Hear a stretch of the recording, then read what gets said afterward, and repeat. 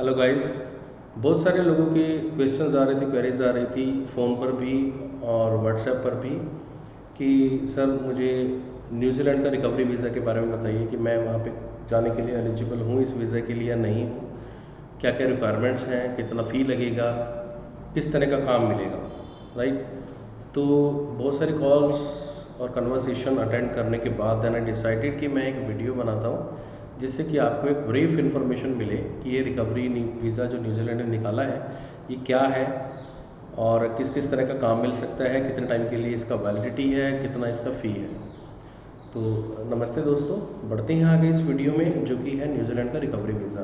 तो सबसे पहले हम ये समझते हैं कि ये न्यूजीलैंड का रिकवरी वीज़ा है क्या और क्यों निकाला है वहाँ की गवर्नमेंट ने। आपको पता होगा कि जो साइक्लोन गैब्रियल आया था वहाँ पर तो बहुत सारा डैमेजेस हुआ वहाँ पर, स्पेशली जो नॉर्थ आइलैंड एरिया है न्यूजीलैंड का, वहाँ पर जो ऑकलैंड वाला एरिया है और उसके आसपास के एरिया काफ़ी सारे डैमेजेस हुए थे, न्यूज़ में भी चला था, आप गूगल भी कर सकते हो, आपको थोड़ा समझ लग जाएगा। तो वहाँ जो भी डैमेजेस हुए उनकी रिकवरी के लिए, चाहे वो पीपल रिकवरी है, इंफ्रास्ट्रक्चर की रिकवरी है, कंस्ट्रक्शन जो भी थी वहाँ डैमेज हो गई उसकी रिपेयर करना है या नए सिरे से बनाना है, रोड्स को बनाना है, तो ये सब की रिकवरी करने के लिए वहाँ की गवर्नमेंट ने डिसाइड किया कि कुछ माइग्रेंट्स को भी मौका दिया जाए वहाँ पर आने का, जिससे कि वो उस काम को जल्दी से करवा सके और वहाँ पे कुछ पैसे भी कमा सके। तो उसके लिए उन्होंने ये recovery visa under work visa category में, और जो कि special purpose work visa category में है, ये उन्होंने अनाउंस किया। ठीक है, ये रिकवरी वीज़ा के बारे में थोड़ा सा पता चल गया कि क्यों अनाउंस किया। तो रिकवरी वीज़ा में क्या क्या काम आपको करना है। रिकवरी वर्क क्या बेसिकली क्या है कि जो साइक्लोन से डैमेजेस हुए हैं, जो भी नेचुरल डिजास्टर्स आए हैं, तो उनमें जो भी डैमेजेस हुए हैं उनकी रिकवरी के लिए और किस किस तरह का काम मिलेगा। अब इस पर थोड़ी सी बात कर लेते हैं, किस तरह का काम मिलेगा आपको। तो काम क्या मिलेगा फ्रेंड्स कि आपको कंस्ट्रक्शन से रिलेटेड काम मिलेगा। कंस्ट्रक्शन से रिलेटेड मैसन वर्क भी हो सकता है, इलेक्ट्रिशियन भी है, प्लम्बिंग का काम है, राइट, आपका वुड वर्क का काम है, कारपेंटर्स के जॉब्स हैं वहाँ पर, राइट। उसके अलावा जो भी डैमेजेस हुए हैं उसको असेस करना है, तो जो इंश्योरेंस सेक्टर के जो लोग हैं तो उनको वहाँ पर मिलेगा काम। ठीक है, तो वो ज़्यादातर बेसिकली तो स्किल्ड ही चाहिए जो इस तरह का असेस वगैरह का काम करेंगे, तो ये काम मिलेगा। इसके अलावा जो रोड कंस्ट्रक्शन का है या जो कंस्ट्रक्शन मटेरियल, जो भी कंस्ट्रक्शन मटेरियल बनाना है, चाहे वो वहाँ पे घर बनाने हैं, चाहे वो रोड्स की कंस्ट्रक्शन है, राइट, तो उनका जो कंस्ट्रक्शन मटेरियल जहाँ पर बनता है वहाँ पर काम मिलेंगे। जो फैक्ट्रीज़ हैं, कंपनीज़ हैं, वहाँ पर काम मिलेगा। वहाँ पर वुड के भी काफ़ी सारे स्ट्रक्चर्स बनाए जाते हैं, घर बनाए जाते हैं, जहाँ पर भी जो साइक्लोन अफेक्टेड एरियाज़ होते हैं, चाहे वो जापान है, चाहे वो न्यूजीलैंड है, जो भी हैं आइलैंड्स वगैरह में, तो वहाँ पर जो घर होते हैं तो वहाँ का जो रॉ मटेरियल है, तो जो भी रॉ मटेरियल बनाने वाली कंपनीज है वहाँ पर आपको एम्प्लॉयमेंट मिलने के चांसेस हैं, राइट। तो ये थोड़ा सा ब्रीफ हो गया कि आपको किस तरीके का काम मिल सकता है। अब बात आती है, कुछ क्वेरीज आती हैं कि ये तो इंग्लिश स्पीकिंग कंट्री है तो वहाँ पर इंग्लिश की रिक्वायरमेंट है क्या। नो फ्रेंड्स, इस वीज़ा के लिए आपको कोई इंग्लिश एलिजिबिलिटी टेस्ट देने की कोई रिक्वायरमेंट नहीं है। आप जो ये वीज़ा वैलिड है that is up to 6 months के लिए वैलिड है ये। तो 6 महीने के लिए आप काम के लिए जा रहे हैं, स्पेसिफिक काम के लिए जा रहे हैं, जॉब एम्प्लॉयमेंट ऑफ़र लेने के बाद वर्क परमिट के साथ आप जा रहे हैं कमाने के लिए और वहाँ पर रिकवरी काम में हाथ बटाने के लिए। तो इसके लिए आपको कोई भी ISPT वगैरह का टेस्ट देने की या उसका स्कोर की कोई रिक्वायरमेंट नहीं है। आप ये जाकर जो भी मैं बात कर रहा हूँ तो आप मैं डिस्क्रिप्शन पर वेबसाइट का लिंक भी दे दूँगा, आप वहाँ पर जाकर आप चेक भी कर सकते हैं। और ये गवर्नमेंट की, न्यूजीलैंड गवर्नमेंट की वेबसाइट है, एम्बेसी की वेबसाइट है, आप जाकर चेक भी कर सकते हैं। और I request all the viewers कि जो भी यूट्यूबर्स, भी बहुत सारे यूट्यूबर्स हैं, उन्होंने अपनी रीच को बढ़ाना है, लाइक्स को बढ़ाना है, उसके लिए बहुत कुछ बोल देते हैं और उन्होंने डिस्क्लेमर भी दिया होता है कि they are not visa consultant और सोलिसिटर, इस तरह का कुछ दिया होता है। उसको भी पढ़ के ना उनकी जो भी इंफॉर्मेशन दी होती है उसको क्रॉस करें, उसको जो भी गवर्नमेंट की जो वेबसाइट्स है, इमिग्रेशन की वेबसाइट्स है, उस पर जाकर क्रॉस करेंगे, जो भी बात कह रहे हैं वो सही है या गलत है। ठीक है, तो मैं भी जो बात कह रहा हूँ कि मैं तो सारा स्टडी करने के बाद काम कर रहे हैं जो ये वाला, तो उसके बाद ही मैं आपको कह रहा हूँ। बट आप फिर भी आप चेक कीजिए जो भी इन्फॉर्मेशन मैं दे रहा हूँ, क्योंकि बहुत सारे कंसल्टेंट्स भी मैंने देखा है कि अपनी एडवर्टीजमेंट के लिए बहुत सारी फेक प्रोमिसेस वेबसाइट पर कर रहे हैं, बहुत सारी फेक इन्फॉर्मेशन भी दे रहे हैं। तो आप, ये आपकी रिस्पॉन्सिबिलिटी है, आप उसको चेक कीजिए। तो नेक्स्ट चलते हैं आगे कि आपको इंग्लिश की तो ऐसे कोई रिक्वायरमेंट है नहीं है बहुत सा, और आपको ये मैंने बता दिया किस तरह का काम मिल सकता है, राइट। उसके बाद आती है कि आपका एजुकेशन का लेवल। कुछ पर्सनस के फ़ोन आए मेरे पास कि वो कहते हैं कि हमारी क्वालिफिकेशन तो सर 8th-10th पास है, तो क्या हमारी हम एलिजिबल हैं वहाँ जाने के लिए।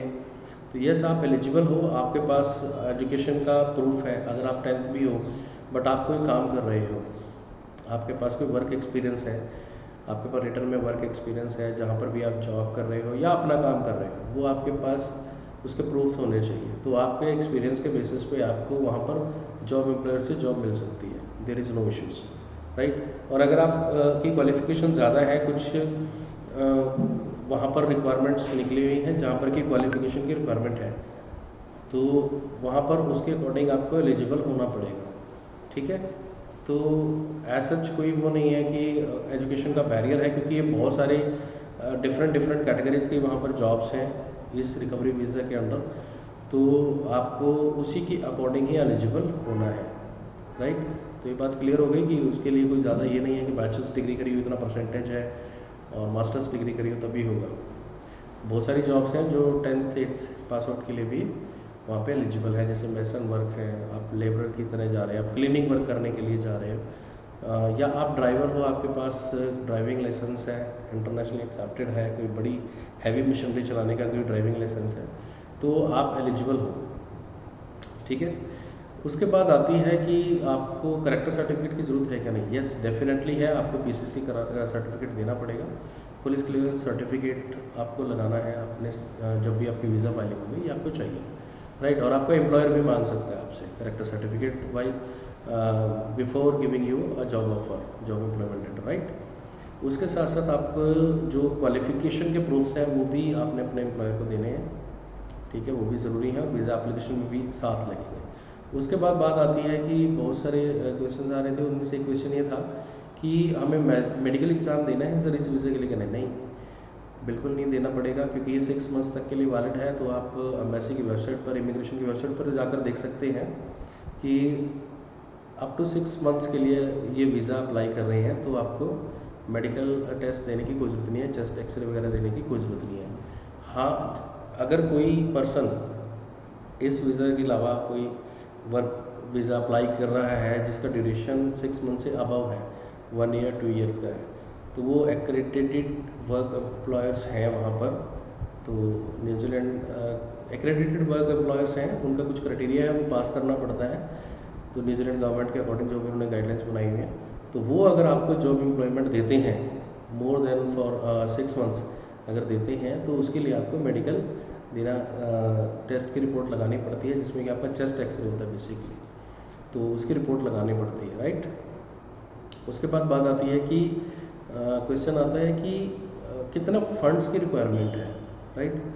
तो फंड्स की रिक्वायरमेंट की अगर मैं बात करूँ तो इसमें इंडियन करेंसी की मैं बात कर रहा हूँ कि 2.5 से 3 लाख रुपए इंडियन करेंसी में इतना फ़ंड चाहिए। और फंड क्यों चाहिए, आपने जस्टिफाई करना है कि आप 6 मंथ्स के बाद, तो आप जब रिटर्न आएंगे तो आपको रिटर्निंग के लिए आपके पास टिकट्स लेने के लिए अवेलेबल फ़ंड है या नहीं है। सेकंड थिंग, जब आप जाएंगे तो जाते ही आपको काम जो मिला है जिसके लिए आप जा रहे हो, तो जाते ही आपको पे आउट्स नहीं मिलेंगे, तो उस ड्यूरेशन के लिए आपके पास लिविंग एक्सपेंसेस के लिए आपके पास पैसा है या नहीं। तो इतना अगर हम फंड शो कर देंगे तो दैट इज़ सफिशेंट। और क्वेश्चन ये भी आता है कि कितना पुराना होना चाहिए, नया होना चाहिए। तो 2-3 महीने का स्टेटमेंट लगाएंगे प्लस बैलेंस स्टेटमेंट लगाएंगे तो चल जाएगा, कोई इशू नहीं है, राइट। तो इसमें आपका वीज़ा के लिए फाइलिंग के लिए आप एलिजिबल हो जाओगे, ठीक है। उसके बाद बात आती है कि इसके क्या फेजेस हैं जो इस वीज़ा को अप्लाई करने के। अब यूट्यूब पे क्या चल रहा है कि 7 दिन में वीज़ा मिल जाएगा। तो फ्रेंड्स, सबसे पहले तो ये समझिए कोई वर्क वीज़ा है तो वर्क वीज़ा जब भी अप्लाई होता है उसके बेसिकली 2 पार्ट समझो। एक क्या है कि आपको कहीं से जॉब एम्प्लॉयमेंट स्पॉन्सरशिप वगैरह लेनी पड़ेगी, वर्क के लिए जॉब एम्प्लॉयमेंट कॉन्ट्रैक्ट लेना पड़ेगा। तो ये एक फर्स्ट फेज़ होता है इस कैटेगरी में जाने का, कि आपके पास कोई जॉब कॉन्ट्रैक्ट है, उसके बेसिस पे आप आगे वर्क वीज़ा के लिए अपनी फ़ाइल लॉन्च करते हो और उसका डिसीजन बनता है। ठीक है, तो 7 डेज़ का जो फंडा चल रहा है यूट्यूब के ऊपर, वो बेसिकली कि 7 वर्किंग डेज़ में जब आप वीज़ा फाइल करते हैं, जब हम लोग आपका वीज़ा फाइल करते हैं, तो 7 वर्किंग डेज़ में न्यूजीलैंड इमिग्रेशन डिपार्टमेंट को इसका रिज़ल्ट देना है येस और नो में। ठीक है, तो ये इसमें मिसकंसेप्शन नहीं होना चाहिए कि आपका 7 दिन में सारा प्रोसेस हो जाएगा। सारा प्रोसेस मीन्स कि आपको जॉब एम्प्लॉयमेंट भी मिल जाएगी, आपका वीज़ा भी आ जाएगा, ऐसा नहीं है। ठीक है, ये क्लियर रखना है अपने माइंड में कि 7 दिन में वीज़ा एप्लीकेशन लगने के बाद आपका रिजल्ट आएगा 7 दिन के अंदर।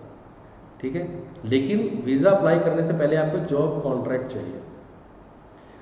तो पहला फेज़ जो जॉब कॉन्ट्रैक्ट किया, उसके लिए आपको क्या करना है, तो आपको क्या करना है, अगर आप खुद अप्लाई करना चाहते हैं खुद अप्लाई करके देख लीजिए। अगर आप चाहते हैं कि हमारी हेल्प लेना चाहते हैं, आप मुझे कॉल कीजिए, अपना प्रोफाइल बताइए। आपके प्रोफाइल असेसमेंट करने के बाद आपको प्रॉपर गाइड किया जाएगा कि इसके लिए आप कहाँ पर एलिजिबल हो, आपकी जॉब्स कहाँ पर अप्लाई की जाएंगी।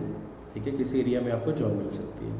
तो उसके लिए क्या है, आपको एजुकेशन के, एकेडमिक्स के अपने प्रूफ्स, आपके एक्सपीरियंस के प्रूफ्स, आपकी सैलरीज़ के प्रूफ, अगर यहाँ पे आप किसी एम्प्लॉयमेंट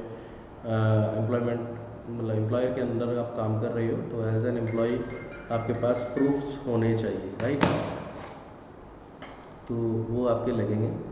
ठीक है, और आपके जॉब ऑफ़र के लिए आपका वर्क किया जाएगा। जैसे ही आपका वहाँ से जॉब एम्प्लॉयर आपको जॉब एम्प्लॉयमेंट कॉन्ट्रैक्ट देता है, साथ में ही एक उसने एम्प्लॉयमेंट सप्लीमेंट्री फॉर्म जो मैंने स्क्रीन पर भी दिया हुआ है INZ1377, ये भी आपको प्रोवाइड करेगा और वहाँ पर भी वो पेपर सबमिट करेगा। ये पेपर, ये फॉर्म जो है फिल होने के बाद ये आपका एम्बेसी में जो फाइल लॉन्च करनी है उसमें ये लगाना पड़ता है। ठीक है, इसके साथ साथ आपका क्या क्या लगाना है, आपका बैंक की स्टेटमेंट लगनी है, बैंक के प्रूफ लगने हैं, करेक्टर सर्टिफिकेट लगना है, और उसके साथ आपके एजुकेशन क्वालिफिकेशन के प्रूफ्स लगने हैं, आपका जो एक्सपीरियंस है वो लगना है, और साथ में ये सप्लीमेंट्री फॉर्म लगना है। और इसके साथ साथ आपका travel document, passport size photographs और दूसरे नेशनल आईडी प्रूफ्स, ये सब लगने हैं। और साथ में एक कवर लेटर लगना है जो आपके पर्पस को डिफाइन करेगा, और इसके साथ जो आपका ट्रैवल टिकट्स है इसके प्रूफ लगने हैं, राइट। तो ये सभी जो रिक्वायर्ड थिंग्स हैं ये मैंने आपको बताई हैं कि ये लगना है। और इसके बेसिकली 2 फेजेस हैं, एक आपको जॉब एम्प्लॉयमेंट कॉन्ट्रैक्ट मिले, और सेकंड आप फिर वीज़ा के लिए अप्लाई करें। ठीक है, तो अब मैं एक बिल्कुल एक फास्ट ब्रीफ में मैं इसके बारे में बता देता हूँ कि न्यूजीलैंड का रिकवरी वीज़ा क्या है। स्पेसिफिक पर्पस वर्क वीज़ा है, ये 6 मंथ्स के लिए एप्लीकेबल है। इसकी जो फ़ीस है, एम्बेसी इमिग्रेशन एम्बेसी की जो फ़ीस है, एप्लीकेशन फ़ीस है, वो 700 न्यूजीलैंड डॉलर्स प्लस उनके कुछ चार्जेस हैं, 35 न्यूजीलैंड डॉलर्स के अराउंड चार्जेस हैं। ठीक है, वो आपके लगेंगे, राइट। तो इसमें भी क्या होता है कि जो आपकी फ़ी है, ये अगर आपका वीज़ा सक्सेस हो जाता है तो आपके 700 डॉलर्स आपके रिटर्न आ जाते हैं, वो गवर्नमेंट उसको रिवर्स कर रही है, राइट। तो वेव ऑफ कर देती है, तो 700 डॉलर्स न्यूजीलैंड डॉलर्स आपके पास रिटर्न आ जाते हैं। ठीक है, जब आपका वीज़ा ग्रांट हो जाता है, ये आपने क्लियर रखना है। ठीक है, इसके बाद क्या था कि जो आपको एक जॉब एम्प्लॉयमेंट कॉन्ट्रैक्ट लेना है, आपका जो एम्प्लॉयर है आपको एक सप्लीमेंट्री फॉर्म फिलअप करके देगा INZ1377, राइट। उसके बाद क्वालिफिकेशन के प्रूफ्स, एक्सपीरियंस के प्रूफ्स आपके साथ लगेंगे, आपका बैंक की स्टेटमेंट लगेगी, बैंक का बैलेंस सर्टिफिकेट लगेगा, और उसके साथ साथ जो आपका ट्रैवल टिकट्स हैं, आपका पासपोर्ट है, और आपकी अदर आईडीज़ हैं, आपकी फ़ोटोग्राफ्स हैं, ये आपके साथ लगेंगे। इसके साथ आपकी फ़ाइल लॉन्च हो जाएगी, राइट। और आपका विद इन 7 वर्किंग डेज़ में आपका वीज़ा का डिसीजन आ जाएगा कि आपका जो वीज़ा है वो ग्रांट हुआ या नहीं हुआ, राइट। तो न्यूजीलैंड के रिकवरी वीज़ा के बारे में ये जो वीडियो है, आई होप कि ये काफ़ी इन्फॉर्मेटिव होगी आपके लिए, और बहुत सारे जो क्वेश्चंस थे मैंने इसमें कवर अप करने की कोशिश करी है। अगर आपके इसके अलावा भी कोई क्वेश्चंस हैं तो आप मुझे कॉल कर सकते हैं, स्क्रीन पर नंबर दिया हुआ है, आप उस पर कॉल कीजिए। आप अपना प्रोफाइल भेजिए, उसकी असेसमेंट करके मैं आपको बता दूंगा कि आप एलिजिबल है या नहीं है, या आपको क्या करना है इसमें एलिजिबल होने के लिए, ठीक है।